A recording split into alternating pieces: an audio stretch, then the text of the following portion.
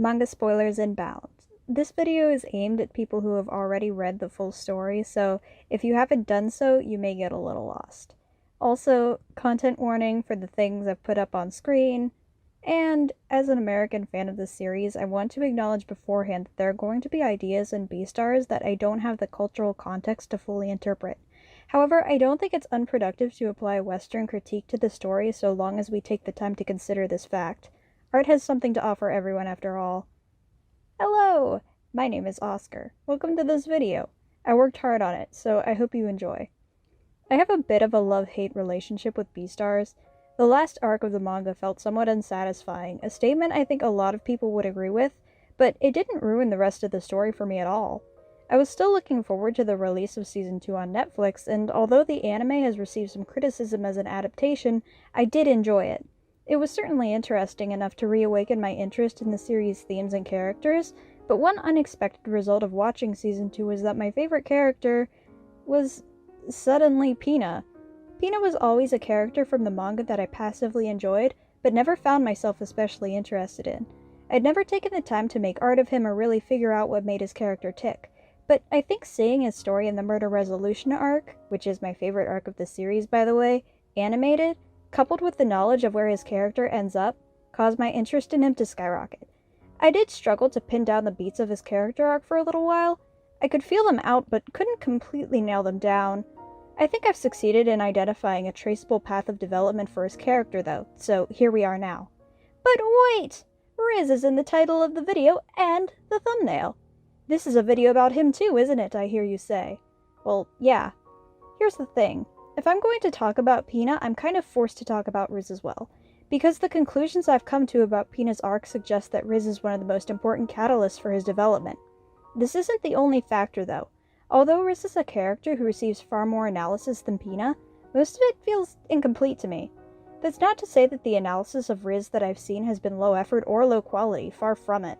I respect the time and dedication making videos like this takes, and even I struggled with condensing all of his most important character beats in this video. Riz is my favorite antagonist in Beastars because he's the antagonist that the narrative most elaborately presents its core themes and questions through, without losing its sense of nuance or resorting to any simple answers. I'll explain more during his part of the video, which will be split into 3 main sections. The first will focus on Riz's character, the second on Pina's, and the third on the nature of their dynamic and how that relationship impacts both the characters involved and colors the narrative, because their relationship is weird. These characters are 2 pillars of the Murder Resolution arc, and I think it's only fair that they're delved into with lots of care. I won't waste any more of your time. Let's begin. Why's Little Red Riding Hood? Oh, Riz, you make me sad. Understanding this guy is something of a process. Beastars is a story built on allegory and metaphor, but the broad nature and ambiguity of this metaphor can lead to a reductive reading of the story if we view everything through one specific lens. The relationship between carnivores and herbivores isn't one-to-one for any specific social problem in the real world, and is instead used to explore a variety of topics via subtext. If we fail to account for this, it can result in a misread of Riz's motivations, crimes, and personality. So, while the central idea of his character is based around an act of predation, we have to wait a little while to talk about that specific element. Instead, we have to look at his background and characterization first. Riz is a character not defined simply by his crimes, but by repression and by self-loathing. Under the system that exists in the world of Beastars, Riz is required by law to take pills that atrophy his muscles and cause a host of intolerable side effects, at least until he grows to full maturity, at which point the side effects are mentioned to go away. Until then, Riz has no choice but to self-medicate with honey. The emotional subtext here isn't difficult to infer. If the pills are a mode of repression, then the side effects are representative of how that repression leads to a chronic form of emotional distress, especially when said pills only help reduce Riz's strength so much. The society he inhabits isn't made for him, as we can see when he tears through a pillow made for bears as if it's tissue paper. All he can do is chug honey and try to forget what's causing him this grief, but this does not fix the problem, and when juxtaposed with the way that carnivores struggle to restrain their instincts, it becomes an obvious precursor to the tragedy that would soon come to pass. This isn't the only way in which Riz is obligated to suppress his true self either. He adopts a facade of bland politeness in order to avoid arousing fear from herbivores, and perhaps even some other carnivores. He quite literally puts on a face by maintaining a dot-eyed expression as opposed to his small pupil carnivore eyes. He says that he doesn't consider himself nice, that he doesn't even know what it means to be nice, and this is before the murder. This persona has become so all-consuming for him that he's struggled to forge a sense of identity outside of it, aside from hobbies like cooking or the drama club. This altogether paints a picture of a teenager who struggles to conform to his society's standards, while simultaneously being exposed to the subtle ideology built into the system, that carnivores are to be feared and can never live comfortable, civilized lives in the same way as herbivores. How do you cope with that position in life? How can you possibly accept it? As a side note, a lot of this stuff can be read as a mental health allegory, especially considering Riz's tendency to suffer from delusions and hallucinations. While I think that reading is compatible with the text, and the interpretation I will talk about momentarily, I still don't necessarily believe it's the most prescient reading to the themes of Riz's story and the narrative overall. It more so highlights Riz's thought process throughout his arc. Back to the topic at hand though, things begin to change for Riz when he meets Tem. The first time that Tem speaks to Riz is not an insult, but an observation, that he's scary, that he's powerful. These are things about Riz that everyone until now has been trying to ignore or suppress, including Riz himself, but Tem sees them plainly and unapologetically, and it's an honesty that Riz has never been privileged to before. Of course, this is where things start to get messy, emotionally that is. I think that by this point most of us are pretty aware that Beastars is a narrative that deals a lot in queer themes and subtext, to the point where it's a massive topic of conversation even outside of the shipping sphere. Two characters that this discussion frequently revolves around are Yahya and Louis, what with their detachment and or outright aversion to same-species coupling, but I would argue that the character whose role in the narrative is most shaped by queerness is Riz, because the theme of taboo sexuality present in the predation metaphor is tied closest to his character arc specifically. There's ostensibly a point to be made about the fact that he's both strongly queer-coded and a major antagonist, but I don't have any reason to believe that Beastars as a narrative is unsympathetic towards the queer experience, so I don't really want to get into that here. Riz's feelings toward Tem are stated to be very strong, stronger than Lugosi's friendship with Louis, and described often from Riz's perspective in romantic and sexual language. The relationship is also framed rather straightforwardly as a parallel to Lugosi and Haru's, which is textually romantic. That's not to say there's no ambiguity or that it's canonical, but I think there's a lot of agreement that Riz was most likely in love with Tem. I think that reading this as a one-sided romance makes for a more productive reading of the text anyways. Coming from this perspective, when Tem recognizes a part of Riz that Riz has been told to hate and fear and suppress, the part of Riz that makes him a bear, it causes Riz to fall hopelessly in love with him on the spot. Riz feels for the first time since he began taking his pills that he has someone with whom he doesn't need to pretend. By acknowledging this part of Riz, Tem has also acknowledged his pain and his isolation, which is why Riz doesn't need to self-medicate at this point. In turn, Riz has now realized that he doesn't want to feel that pain and isolation anymore. He doesn't want to have to repress himself. He throws his pills away because he wants to show Tem who he really is, to, in a sense, come out. He feels that he needs to do this in order to become as close as possible with him, to achieve a new level of emotional intimacy. He doesn't just want Tem as a listening ear, he craves more from this relationship. The thing is, though, Tem never really viewed Riz as more than a friendly acquaintance, and Riz later admits these emotions were entirely one-sided. If you'll recall, the first thing Tem mentioned to Riz was that he was scary. Tem knew about the pills, but never how Riz really felt, and when Riz suddenly sprang this need to get closer onto Tem, it was overwhelming and frightening and unexpected. Especially after Riz accidentally intros him and Tem misinterprets this as an attack. It's worth pointing out that one of the first things we learned about Tem after his death was that he was in love with Els, a female herbivore. Unlike Riz, Tem is positioned in the queer metaphor as heterosexual, conforming to normative expectations of attraction. Sadly, queer people who fall in love with their straight best friends have often experienced the kind of disgust and rejection that Riz does when Tem says all carnivores are monsters. But where Beastars diverges from this all-too-common narrative is that it ends poorly for the straight party, while in real life, the queer party usually suffers for this. Okay, so we gotta talk about Riz's murder of Tem. Despite the fact that I've been explaining Riz's character for a while now, I've only been doing just that, explaining. I'm not trying to covertly excuse his actions or say he shouldn't be held responsible for Tem's murder. If I wanted to engage in Riz apologia, I would do so openly and in the form of a long-winded and poorly thought-out Twitter thread that I wrote at 3 a.m. But it's important to process that Riz isn't a full-on villain either. He's a tragic antagonist and cautionary tale for Lugosi, so we have to dig into what Tem's murder is really about. Coming off the heels of a queer interpretation, it can be easy to default to the idea that the devouring is a metaphor for sexual assault, and this is an understandable position to take at first, but it is one I strongly disagree with. Firstly, sexual assault is always a choice on the part of the perpetrator, and Riz's actions are shown to be less than intentional. The language surrounding the event as described by Riz does take on a sexually suggestive dimension, but I feel as if this is meant to reinforce the queer element in his character and the idea that he had feelings for Tem, not imply the event was a one-to-one allegory for assault. This interpretation also only works if we also assume the murder is an allegory, as opposed to an indirect metaphor, and I'm inclined to argue the latter.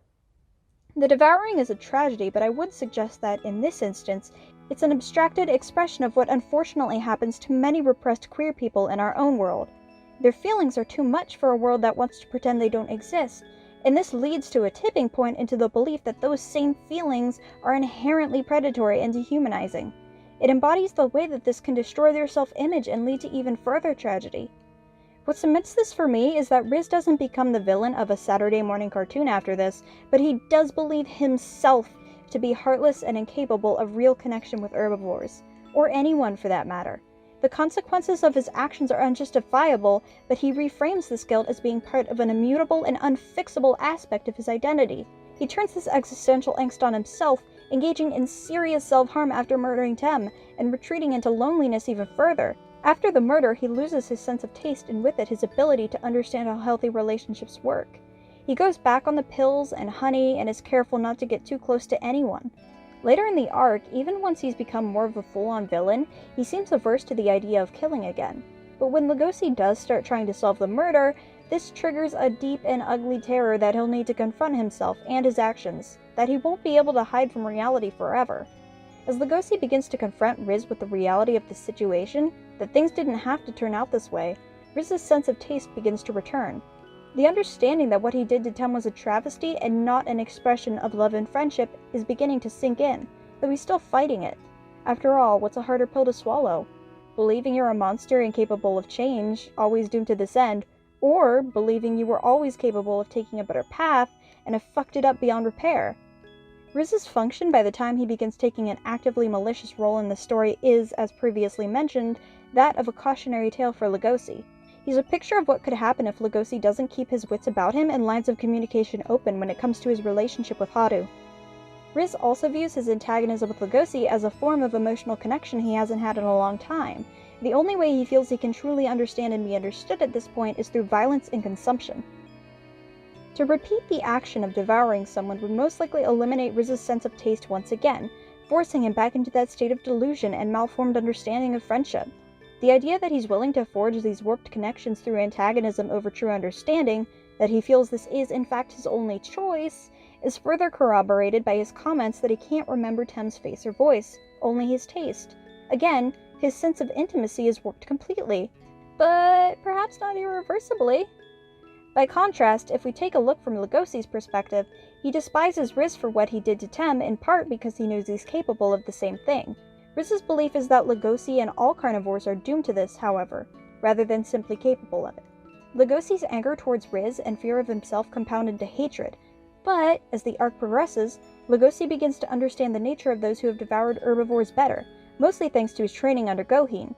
His perspective on the situation becomes more nuanced, and that fear of becoming like Riz, by the time their fight is over, has become something more like sympathy. He even vocalizes to Louis that he would have repeated Riz's crimes if he himself hadn't had a support network. Lugosi's attitude and actions through the duration of the fight slowly begin to shift Riz's ideas as well. Lugosi's claims of coexistence are no longer mere words. He sets an example through a consensual act of predation with Louis, and while throughout the fight and arc as a whole, Riz's perception of the relationship between carnivore and herbivore has been challenged fundamentally, this is the moment at which he realizes Lugosi is correct. By the time the cops arrive, he's already accepted what's to come, but we do leave off on one final callback to the themes of repression present in his character. If he had been honest about his feelings for Tem and thanked him for seeing him as he was, he has to wonder if things would have ended differently. That's where his role in Beastars' story ends, but it isn't the last time we see him, a fact that has a lot to do with a certain someone. Oh Hey, I finally get to talk about this dude! To say Pina's an oddball would be a bit of an understatement. While he's arguably not as complex as Riz, what makes him interesting are the attitudes that he holds. His attitude towards girls, his attitude towards carnivores, his attitude towards himself. We'll get into those in a moment, but it's important to establish beforehand that he often, but not always, shows a greater level of maturity throughout the murder resolution arc than Lugosi and Riz do, mediating between them to prevent them from killing one another out in public, and, later, calling the cops instead of letting their New Year's fight play out on its own. While he's very much a flawed individual, I think that this relative maturity fleshes him out and provides a basis for his choices later in the narrative. Now, regarding what sets him apart from the other characters, Pina has some interesting perspectives on both intimacy and death. He's introduced as an arrogant playboy, and this wouldn't be an inaccurate assessment of his character to begin with, as he immediately draws attention to his looks and uses them to claim superiority over the carnivores in the drama club. But there is one element of the scene that contradicts that image. It's his comment that his good looks are his only redeeming quality, in part because they make him popular with girls. It's an incredibly shallow remark about himself, but the manner in which he otherwise exudes confidence belies any sense of self-deprecation in his statement, and the way he uses this to insult the carnivores distracts us anyways, because despite his claim that he doesn't have herbivore pride, Pina really comes off as something of a bigot towards carnivores early on. He intentionally provokes them, not only by calling them ugly, but by pointing out the predatory instincts all the goddamn time.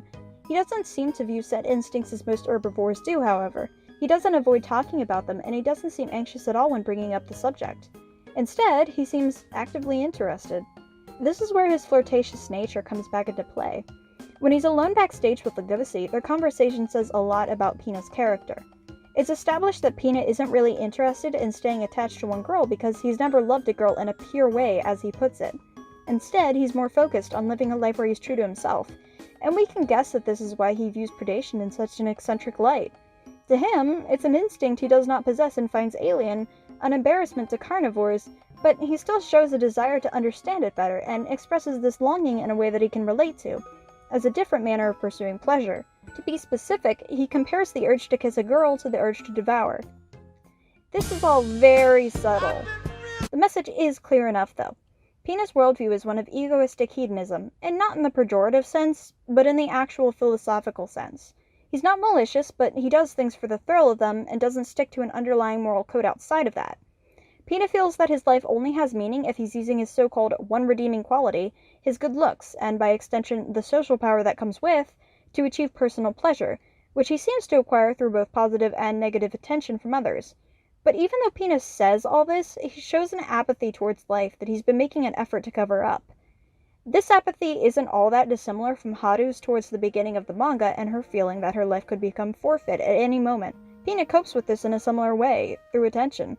Unlike Haru, though, he seeks less to feel as if he's an equal through intimacy, and more so seeks to feign superiority over those around him, especially carnivores. There's also probably something to be said about how Pina's playboy behavior is seen as a quirk, while Haru is ostracized for her sex life, but that's a different conversation. The hollowness in Pina's own life is most clearly established in Chapter 87, when he goes over his role in Adler and notes to himself that he's perfect for the love interest who dies in the end. Shortly after, a girl he's been seeing breaks up with him and states he's not even worth a funeral. This doesn't seem to bother Pina so much as uncover an underlying sentiment already present in his mind, that there isn't much to his existence outside of the advantages his looks give him. Even though being a playboy is fun for him, the lack of fulfillment he gets from that behavior, along with his position in life as a weaker herbivore, has undermined his self-worth in a way that he tries not to think about.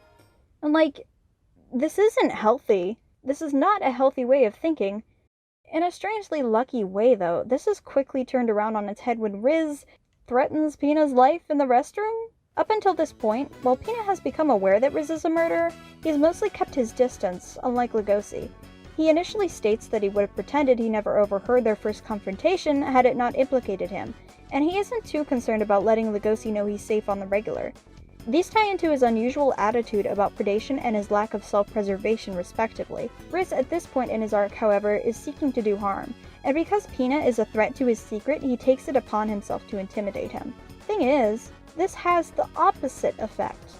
Riz's threat is enough to jolt Pina into fearing for his safety, and from here, Pina realizes that he cares about staying alive a lot more than he'd thought. He suddenly acquires a sense of purpose and, at rehearsal, delivers his character's words as if they were his own. Because they are. His entire worldview isn't shifted in an instant, but he's discovered a part of himself that he previously wasn't aware of, and taps into it in a way that stuns the drama club into silence. He finds the value in his own life by virtue of it being his, adding a dimension of self-respect to his character that had previously been missing. We see a small moment towards the end of the story arc that reinforces this idea as well. Pina is able to free himself from the restraints Riz placed on him with his horns, and he thinks to himself that he had assumed their only use was attracting females. It once again proves there's more to him than a pretty boy persona. He's been set on a path of self-discovery by this series of events, and, while we don't see him in more than a few chapters beyond this arc's conclusion, the extent to which he evolves is obvious. When we first see that Riz was bluffing about having eaten Pina and that he is in fact safe, he thinks to himself that he's done hanging around carnivores.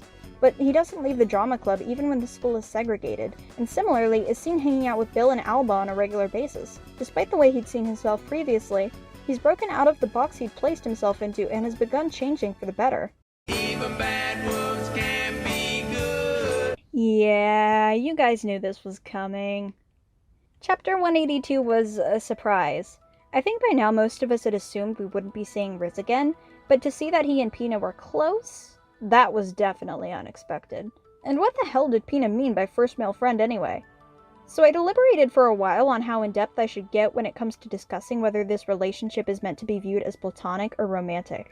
If we look at the original Japanese phrase that Pina uses to describe Riz, otoko tomodachi, it truly is ambiguous, since it can either be translated as male friend or boyfriend. We don't see them interact again after this either, so we don't have any information to go off of aside from this scene. Why am I talking about it then? I could just default to the assumption that it's platonic, but the thing is, I think there's a lot to be gained when we interpret the themes pertaining to these characters if we read this through a romantic framework. To be honest, if we want to parse the themes of this relationship as fruitfully as we can, we have to commit to interpreting it first, and I think the elements of the scene do suggest a romantic nature over a platonic one. Let's do a bit of close reading, shall we? To start, Elle's immediate assumption as to Pina's location is that he must be on a date. We turn the page and open onto a full-page panel of Pina and Riz watching Louis' speech on Pina's phone. Pause here. The juxtaposition here is pretty interesting. On a surface level, it's used to subvert our expectations, and yes, consider my expectations subverted, but when we look closer, Pina is hanging out with Riz in a one-on-one setting, and his body language in this panel suggests he's very comfortable in this situation. As a result, we are provided the option to view this interaction as a date of sorts.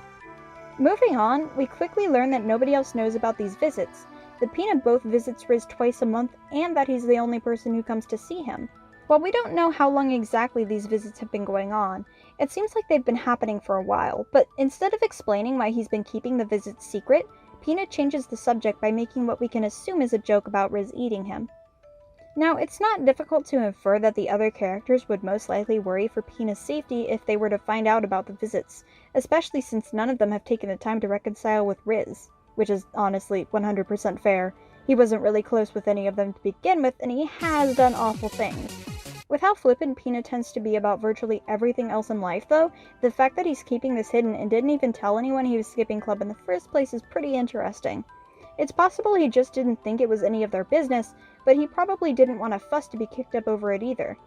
We do get a bit of small talk, and Pina's love life is briefly mentioned, which doesn't seem to be going especially well. Towards the beginning of his arc, he usually had multiple girlfriends at a time, but only one girl is mentioned here, and Pina has already broken up with her. We begin to close out with the infamous first male friend exchange. The fact it comes immediately after Pina brushes off discussion of his love life is another example of suspect juxtaposition, which is made noteworthy by the earlier example. It's not even getting into the fact Pina's had male friends before now, or that the specification of gender wasn't necessary, assuming that he was referring to platonic friendships. It's not like he's besties with any of the girls as far as we've seen. The scene ends with Riz thanking Pina. I think that this is meant to be a callback to the way that, at the end of his character arc, Riz wondered if things would have been different had he thanked Tem. I'm actually going to get into the parallels between Pina and Tem more in just a little bit here, but the romantic subtext of the Riz-Tem dynamic does inform this exchange. Now, I once again have no intention of declaring my read of this scene canon, because it's not, and I don't have the authority to do so anyways. And if it weren't for the combination of factors here, the juxtaposition and character interactions alongside the first male friend comment, I wouldn't be making this claim in the first place. But just because it's ambiguous doesn't mean that the text doesn't provide us clues with which to parse the nature of their relationship, and overall, I do think those clues point to a non-platonic context. And no, I am not just blueballed because Padu didn't act on one of her several opportunities for an unambiguously queer storyline. I am immune to queerbait. It's one of my many transgender powers. Really, though, having established this interpretation of their end-of-story dynamic, a whole new path of analysis opens up for us when viewing their relationship throughout the manga. Most of their relationship development happens off-screen, but that leaves us with the question of where this all started. We have to get a bit more intuitive with our analysis in order to come up with an answer here, but I think I have one, aside from Pina being completely nuts. Riz acted previously as a catalyst for Pina's character development, but Pina also parallels Tem in both appearance and function. When Pina first arrives at the drama club, he begins to use Tem's old locker, our first clue that there's some thematic connection between the two of them, and directly points out that carnivores have predatory instincts to begin with, instead of ignoring it like everyone else does, in a pretty rude manner, but whatever. Thinking on it, it's fitting that he would be the only student other than Legosi to know of Riz's crime. But what sets Pina and Tem apart fundamentally is that when confronted head-on with Riz's most frightening qualities, Tem panics and runs away, while Pina both keeps his wits about him and stands up to him. It's not a stretch to imagine that this bravery, or depending on who you ask, recklessness, would lead to a mutual interest of sorts, even if that interest is an antagonistic one up until Riz's arrest. I'm not going to argue they had a positive relationship before now, okay? I mean, that would be both hard to substantiate and in poor taste. Riz's main desire throughout his story was to be seen and understood, which Pina was capable of doing. Meanwhile, because of Riz's actions, Pina was able to begin the process of self-actualization, and seeing Louis apologize to Riz at the time of his arrest was most likely enough to spark some curiosity about Riz as a person. From there, it's easy to understand how he would come to seek Riz out, this time in an environment where there's no threat of injury, because he's not entirely thoughtless. I think what provides further evidence for this is the fact that Pina makes that little quip about Riz eating him. It's a subject they're clearly comfortable joking about by now, and I think Pina citing it as the reason he's visiting in the first place has a kernel of truth to it, in a couple of ways. The first is that Riz's threat and Pina's subsequent growth is what drove him to visit, but the second is that Riz needs someone there to help keep him grounded and make sure tragedy doesn't reoccur. Pina knows this. He has a thorough understanding of who Riz is as both a carnivore and a fellow person.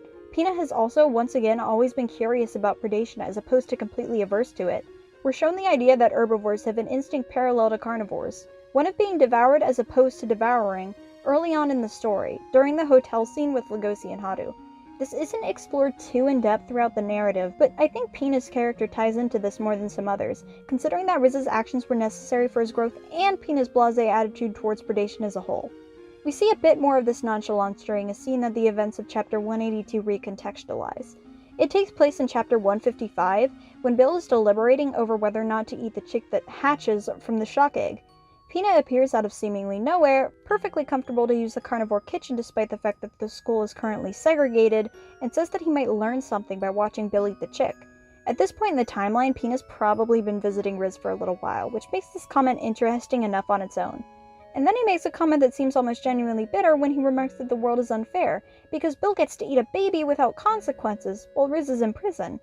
This seems like an attempt to get under Bill's skin, and I do think that's part of it, but it also lines up with Pina's established character if we read his problem here as being with the unfairness of the situation. Riz's end of things is a little more simple. We see him even less than Pina after Murder Res, and while he has a more complex psychology than Pina does, I think his arc and morality are a bit easier to parse. What this relationship offers him isn't just support, it's understanding. It's the kind of understanding he wanted from Tem but squandered. What Riz needed to learn was that he was capable of forming meaningful relationships with herbivores beyond predator and prey, but on an emotional level he also needed to be seen as a carnivore and to see herbivores as herbivores. Recognizing that difference without seeing it as a point of unavoidable antagonism was key. As Legosi said during the shower fight, the only way to break the barrier between species was through love and compassion. That's why he thanks Pina for being his friend, or, in our reading, his boyfriend. And this reading best ties back into the queer themes of Riz's story as well. Riz's relationship with Pina is proof that he's not a monster, and it will hopefully be a reassurance for him well into the future. Now, remember Adler? If you'll recall, the story of Adler is one where the Grim Reaper, implied to be one of many, comes to reap a defiant soul, falls in love with them, and spares their life.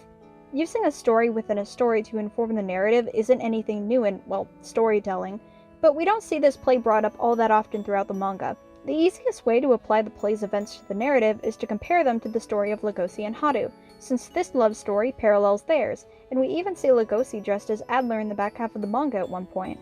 But obviously the beginning of the story and Legosi donning Adler's costume aren't the only times the play is brought up. I already talked about Pina's delivery as Adler's love interest, but when he delivers that performance, Riz is being placed in the position of Adler. Framing both Legosi and Riz as different Adlers makes sense when you take into account that they're foils, but I'd be remiss if I didn't point out this A works as foreshadowing if we read the Riz and Pina relationship as romantic later on, and B sets that relationship up in parallel with the one Legosi and Haru share. Riz is just as much able to recover from his darkest point because of the example that Legosi set and the framework he constructed when it comes to carnivore-herbivore relationships, as his relationship with Pina. Riz and Tem were presented as a worst-case scenario for Legosi and Haru before, but Riz and Pina reflect the success of the relationship between Legosi and Haru. They help amplify the core idea of the narrative that Legosi and Haru's relationship embodies, while simultaneously tying the queer undertones to the main theme nicely. Like any good supporting characters, they help us better understand the main protagonists, as well as what the series is trying to convey overall. Chapter 182 is the last time we see Pina and Riz in any major scenes. They both came into the limelight during Murder Resolution, and after all they've managed to do for one another, despite their previous history of extreme antagonism, it's only fitting that the narrative sees them off together. I love Beastars, not because of its action scenes or even for all of its creative decisions, but for its complex characters and the unexpected ways in which they connect and find intimacy with one another. They inhabit a society based on a system that manufactures tragedy and then refuses to meaningfully discuss that tragedy out of a maladapted sense of self-preservation. I don't know if there are any tidy lessons to be learned from the things that I've talked about in this video, because my favorite parts of Beastars are the bits that dig into these messy and uncomfortable issues and don't offer up easy solutions to them. The narrative has its fair share of fantastical and deeply unsubtle moments. Yes, Melon, thank you for telling us predation is like romantic love. We would never have picked up on this subtext otherwise. You're so right. Such a visionary. Incredible. Amazing. But also has just as many that are, well, they're still fantastical, but they're believable in context, and they're raw, and they stick with you long after you've turned the last page. After the manga ended, Riz and Pina's story was one that always kind of hung around in the back of my head, and I couldn't figure out why. But I think I know now. It's a story about two flawed kids learning to break out of preconceived notions of what they should be, due in large part to the relationship they share, and though their flaws may not exactly be equal in gravity, they do hold just the right amount of narrative weight. I'm grateful I had the opportunity to sit down and puzzle this one out. It was a ton of fun. If you watched this far, you are the champion. Comment, I am the champion down below to prove you watched this far, or don't, I don't know. Seriously, how did you get through all of that? Thank you, though. As I stated at the beginning of this video, I worked super hard on putting this all together, and if even one person enjoys it, I'm eternally delighted for it. So, see you! What big eyes you have, the kind of eyes that drive wolves mad. So just to see that you don't get chased, I think I ought to walk with you for a